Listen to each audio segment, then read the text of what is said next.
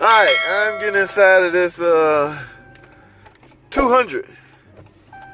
Alright, I'm working at home today, y'all. What is wrong with this thing? Oh, you can see, check engine light on. Let me go into my little mini garage. I can't wait till I get a big garage, y'all. It's gonna be on. I wanna be like them guys with them garage. This guy's garage. Everybody named garage. I want my own garage too. So one day it's coming. But anyway, I got this, this is a 200. So they didn't make, this wasn't around that long. So it's gotta be like a 2012 maybe, 200. But the check engine light on. All right, she was complaining about, what did she say? Oh, she want a tune up. And y'all, this 200 happens to have the 3.6 in it, okay? Now I gotta find out why the light on. I think she want that fixed, no matter what. So I will hook up my scan tube, but let me pop this hood and see, make sure, because I think 200 is kind of small, so it could easily be 2.4. But this is a big body 200, so let's see. Drum roll, please. It is. Oh no, it's a 2.4. Holy. Alright. God, I thought this was a 3.6, y'all.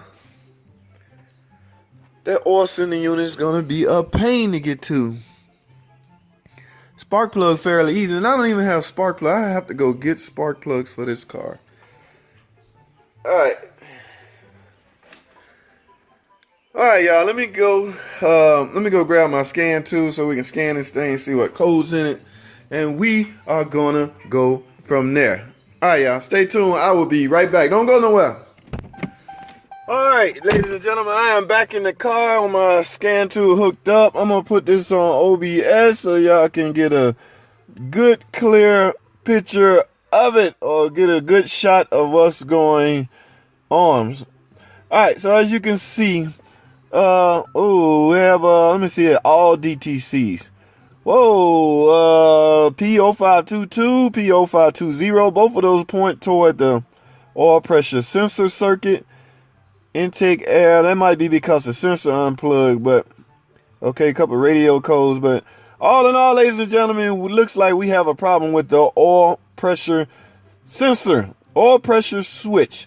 Okay, so now let's go outside and see exactly what we're up against. All right, so let's get it, man. Shouldn't be that hard, shouldn't be that difficult. With this being a 2.4, like I say, I actually thought it was a 3.6, which is right in the center of the engine. All right, so let's get some of this stuff off, and you will see.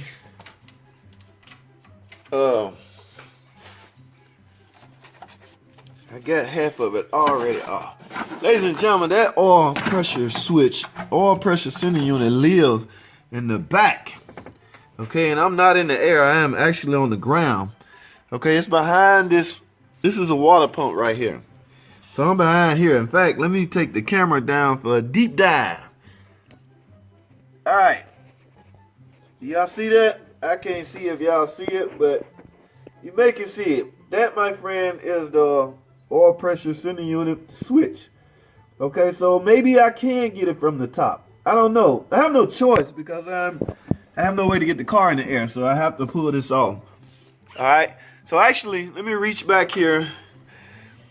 I think, yes, I can feel it, and I can unplug. There it is, the connector. That's the connector right there.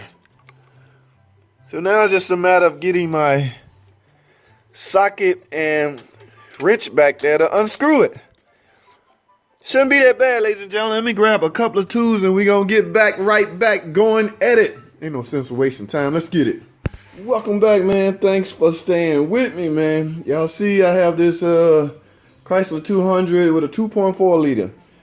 I have a code for oil sensor switch sensor. What we're doing is we're replacing it, man. So I'm back from the store, actually the parts store, the dealer.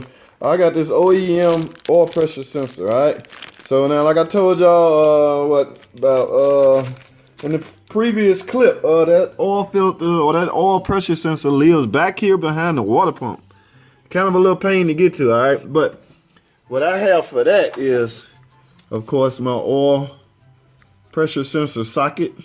Okay, deep well, and I got an adapter hooked on here, a swivel adapter, and I'm gonna try to use, because y'all know I'm at home, so I don't have access to air. I'm trying to use my electric drill.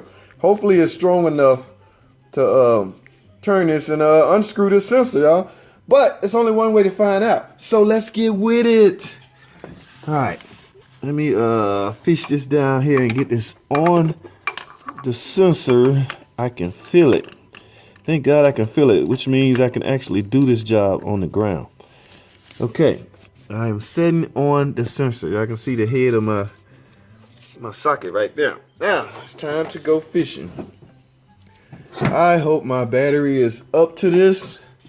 All I need is a little splint so we can jerk this thing off and totally unscrew it. All right, ladies and gentlemen, let's see what happens.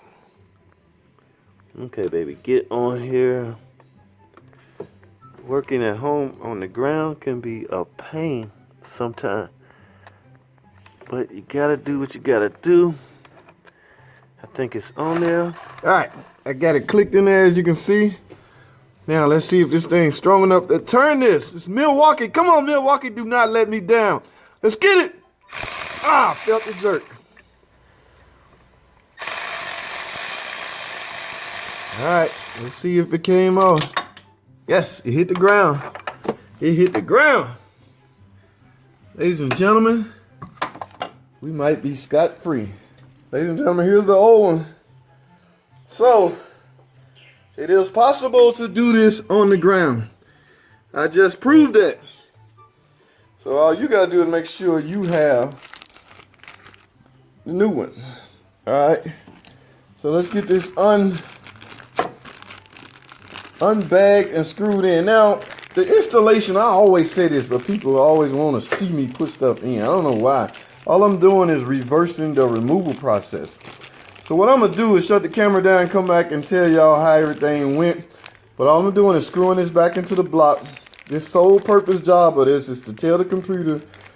Some of them play a double duty. See, this has 3 wires going to it. So it might be pulling double duty as far as telling the computer the temperature of the oil and how much pressure the oil pump is delivering. All right, I'll have to read up on that, but some of them pull one duty, like on the Hemi. They have a sensor to tell the computer the temperature of the oil, and they also have a pressure sensor that tells the computer the pressure, how much oil pressure is being delivered to the engine. This one, because it has 3 or 4 wires, I can't really see. It may be pulling double duty, but at any rate, I got to get it on here and replaced, and we're gonna go from there, y'all. So stay tuned, stay with me, do not go anywhere. I will be right back. All right, ladies and gentlemen, thanks for staying with me. I got this wrapped up and finished up. So as you can see, now one thing I wanted to cover real quick, we was dealing with an oil pressure sensor. So one thing, you got to make sure that your crankcase has the right amount of oil in it. You have to make sure your car is full of oil, okay, before dealing with any kind of, because the normal procedure is you check your oil pressure using the oil pressure gauge. And if it is normal, then you can assume the oil pressure sensor is at fault, okay? So I forgot that one small detail. I wanted to clarify that. All right, I got that sensor replaced. Remember, you can do it with the car on the ground. You do not have to let it up. You can, it's right behind the water pump in the rear, as you see on the video. And I have since cleared the code. When test drove it, everything is up to par. Everything is right now. So, yeah, like I say, make your last step your test drive. Always test drive your car. The light is not coming back on, so it's obvious or it's evident that that oil pressure sensor was at fault. Okay, so I'm going to leave y'all with that. That's all I have, ladies and gentlemen. Thanks for watching. Comment and subscribe. And I'll see y'all on the next video.